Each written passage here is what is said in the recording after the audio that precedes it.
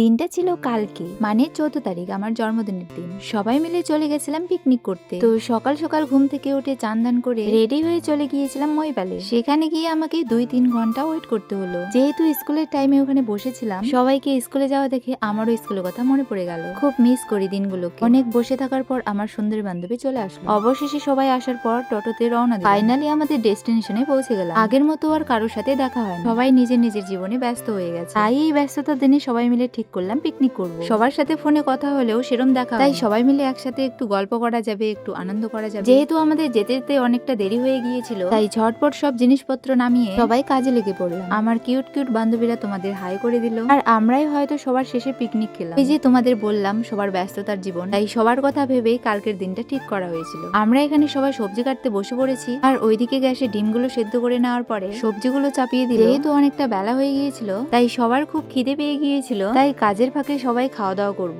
আর আমার এই বন্ধু কিন্তু খুব ভালো রান্না করতে পারে। খাওয়া দাওয়া শেষ করার পরে ডিম ভাজতে চলে আসলাম, কারণ আলু দিয়ে ডিমের কষা রান্না হবে। আর এইদিকে বন্ধু মাংসগুলো ধুয়ে নিল। সবাই মিলে কাজ করা, একসাথে রান্না করা, মানে সেটার মজাই অন্যরকম। তারপর আমরা চলে গেছিলাম সবাই মিলে নদীর ওইদিকে। আর এই জায়গাতে কিন্তু আমি প্রথমবার আসলাম। আমাদের বাড়ি থেকে প্রায় একটু দূরেই পিকনিক করার মতো মোটামুটি ভালোই জায়গাটা। যতক্ষণে আমরা ওইদিকে ঘুরতে যাই, ততক্ষণে বন্ধুদের রান্নাবাড়ি কমপ্লিট। তারপর আবার আমার জন্য কত সুন্দর কেক সাজিয়ে রেখেছে। এত সুন্দরভাবে আমার সুন্দর দিনটাকে আরো সুন্দর করার জন্য তোদের সবাইকে অনেক অনেক ধন্যবাদ। খুব মিস করবো রে এই দিনটাকে এবং তোদের। আর দেখো এদের ফাজলাম, সবাই একসাথে হলে এরকমই হয়। তো আমাদের কেক কাটা সমাপ্ত হয়ে খাওয়া দাওয়া করতে বসে পড়লাম, কারণ বেশি বেলা ছিল না। খাওয়া দাওয়া করে আবার বাড়িও আসতে হবে। আর আমাদের মেনুতে ছিল সাদা ভাত, বাঁধাকপি সবজি, পাঁপড়, ডিম আলু কষা, চিকেন, আর শেষে ছিল দই মিষ্টি। আর আমার বন্ধুরা কিন্তু খুব ভালো দায়িত্ব পালন করে। আর সব রান্না ওরাই করেছিল। রান্নাগুলো খুব ভালো হয়েছিল। তো ফাইনালি আমাদের খাওয়া দাওয়া শেষ করে বাড়ির পথে রওনা দিলাম। আর দেখো কত সুন্দর ভিউ, চারিদিকে সর্ষে ক্ষেত, মাঝখান দিয়ে